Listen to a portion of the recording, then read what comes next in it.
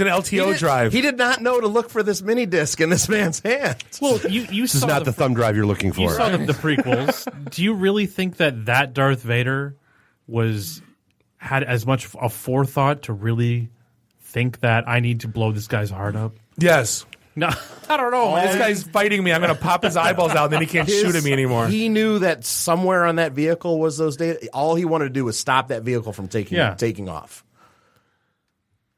I don't. So back to my story. So we wanted to do a podcast, but then I get into I wanted to get a little deeper and went to House of Truth. Everybody told me to go talk to Truth Martini. Started refereeing and kind of put the podcast thing to the side. We always talked about we'd like to do a podcast, but what? We didn't know what. And then 4 or 5 years later, you guys come along. You're doing IT in the D.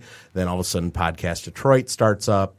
You guys were looking for some of the boys to, I think, actually go on like Top Rope Review and Jimmy McKnight's podcast. Yep. And again, I wasn't the guy that felt comfortable talking about wrestling, but I, in my heart, wanted to do a podcast. And at that same time, Making a Murderer hits Netflix.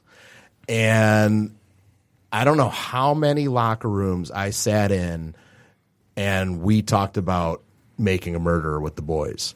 And you, more than anyone I've ever known, are like a true crime junkie. I love some like true crime, dude. I do. I honestly do. So you would have loved the meetup that I went to on Saturday, because that's what it was. It was 2 true crime podcasts that got together and had like some of their listeners out and that kind of stuff. That's all it was. Wow. Where was? Tell me about this. So it was down in Livonia, actually a really cool venue. I kind of want us to do an event there, some sports bar that's got like a deck out on the water that's enclosed with windows. Is that and right that off of 275? Yep.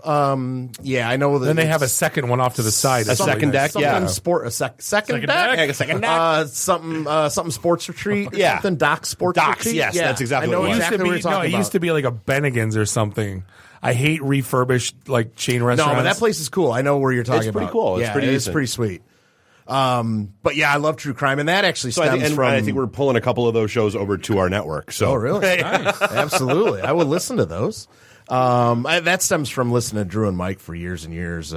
Drew always talked true crime. I always read true crime. But yeah, the Making a Murderer series sucked us in.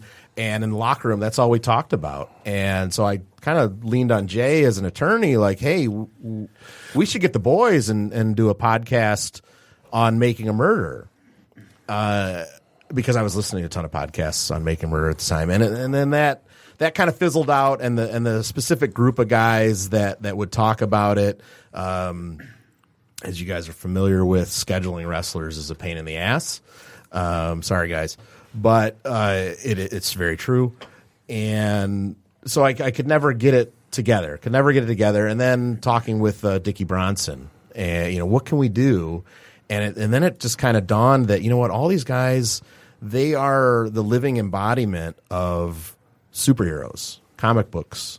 And that's all they talk about. That's where they get a lot of inspiration for their gimmicks. That's where we'll get into some of the guys. Well, I mean, as it should be. I mean, they're supposed to be larger than life. Yeah. They're supposed to be, kind of superhero-esque. And that's all these guys talk about is, what the latest comic book reads, superhero movies. Yeah, there's other, a guy like Dickie Bronson again is somebody who watches everything. Jay's another guy who just watches everything. I'm the dumb guy who's like, what? I try to put some logic to it because I didn't watch it.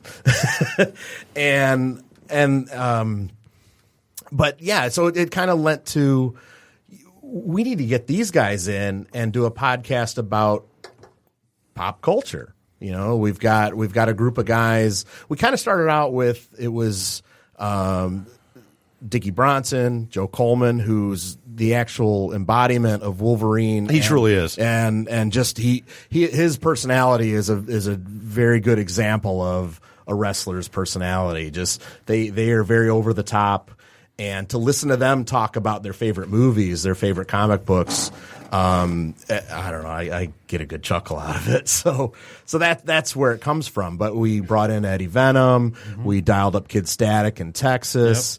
Yep. We brought in Johnny Delicious.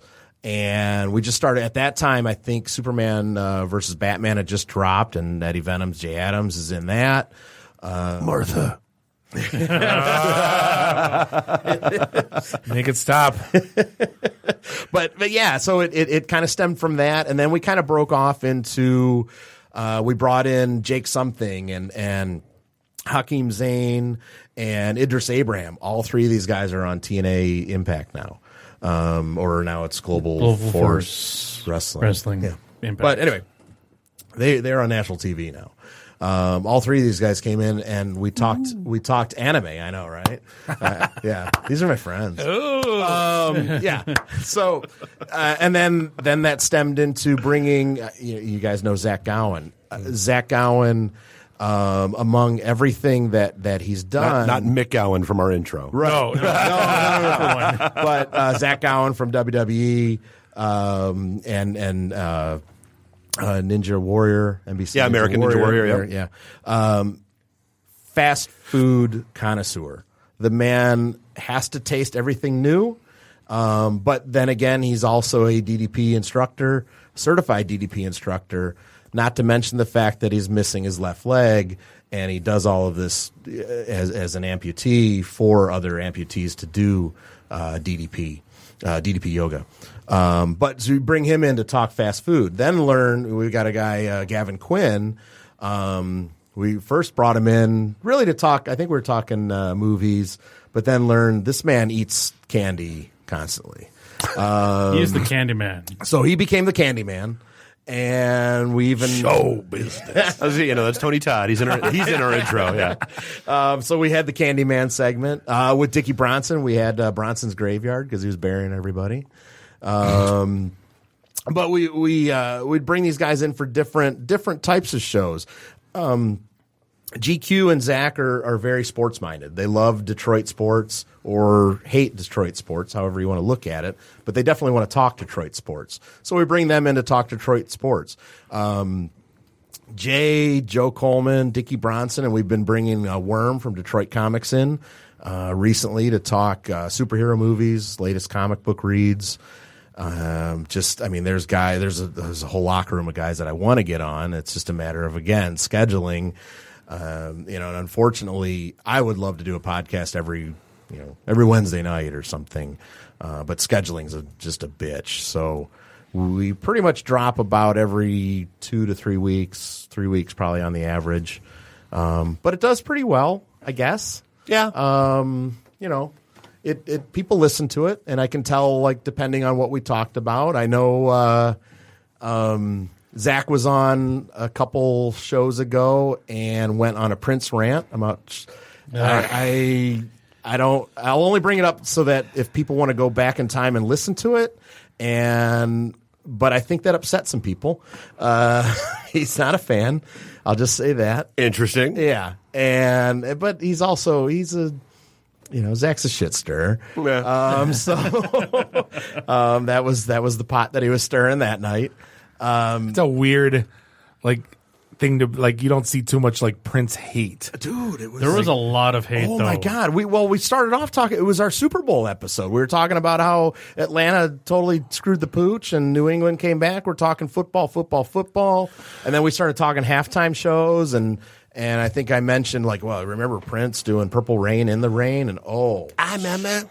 It just went, yeah, remember? I remember. And it went from there. I'm like, I couldn't. I did not foresee this. I was so frozen. It's like ranting on Billy Joel. It's just something that doesn't. Right. What? He's turned into a bit of an asshole. Is he? I think so. Billy Joel, a little bit. Well, but I love old Billy Joel. Hanging out with him. You look at today. him now, when he's doing his Madison Square Garden stuff, and he's got the harmonica thing around his neck. Yeah, he looks amazingly like Sebastian Shaw at the end of Return of the Jedi. When the helmet comes off of Vader, that you do a side by side with my own eyes. Right, exactly. Look at you with my own eyes. Yeah.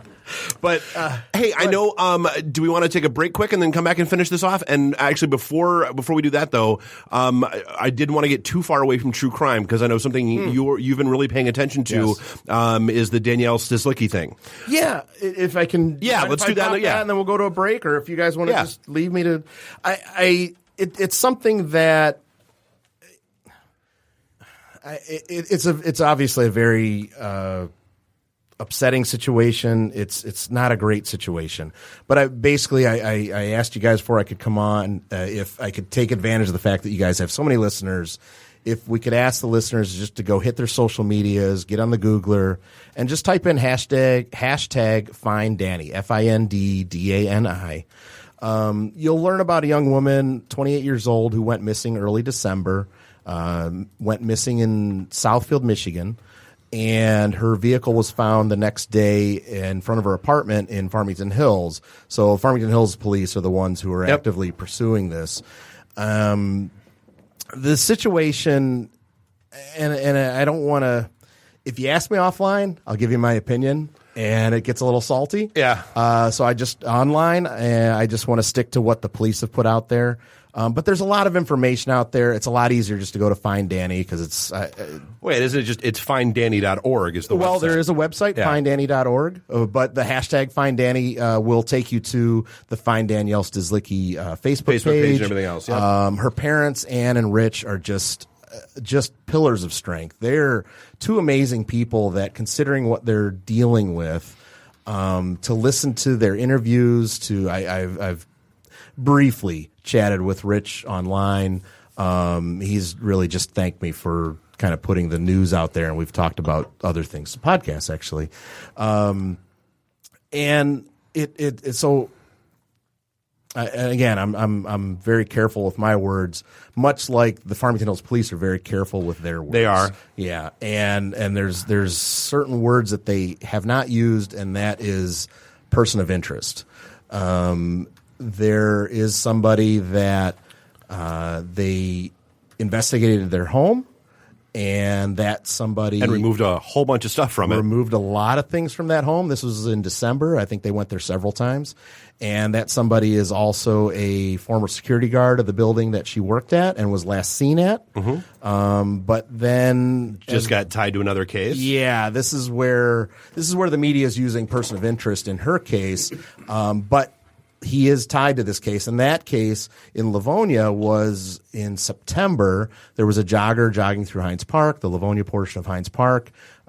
She was assaulted, attempted sexual assault, and from the sounds of it, the DNA that was discovered in the Stislicki case led Farmington Hills to help Livonia police arrest and formally charge this man with that crime, and that just happened in the last 2 weeks. Yep. So it's kind of mind blowing. Well, like right now, I'm not gonna lie. Like it kind of like this whole thing feels like it's just at the third commercial break of a Law and Order episode. Yeah, like you can see it all coming, and you hope it's going to turn out the way you think it will. But yeah. So the Farmington Hills Police have, and then they put out a statement that basically that they have not named anybody a person of interest. They have conducted several search warrants. Now, some of those were of this Berkeley home and of this man. Well, and I think some of that has to do. Honestly, I think some of that has to do with the culture that we live in, where there's been so many lawsuits against police departments, where someone gets named a person of interest, and then it turns out to not be them, right? And then they come back, oh, you ruined my life, and social media and the news, and yada yada yada. No, you are absolutely correct. I mean, the Farmington Hills Police Department wants to choose their words and their charges very carefully. In such a high-profile matter. I mean, I can tell you, as someone who frequents the courts in Wayne County, I've seen FindDani posters in court. People know about this. And because it is so well known, they don't want to play their cards until they know what they have. Yep. Yeah. And that makes sense. Yeah, and of course they haven't found her. And the Farmington Hills Police have said that this is a jigsaw puzzle. They've termed it a jigsaw puzzle. They have the framework of the jigsaw puzzle. They're filling in the middle pieces. Yep. Yeah. And those middle pieces really involve around finding her. Obviously, and I think what needs to be obvious to some people, because some people are just like, well, how come there hasn't been an arrest? How come there hasn't been an arrest? But there's not going to be an arrest, or there's not going to be any charges until they find her, because that's when a crime would be determined. Am I correct? No, you're correct. Yeah. I mean, the entire thing revolves around if the mens rea. If you don't have a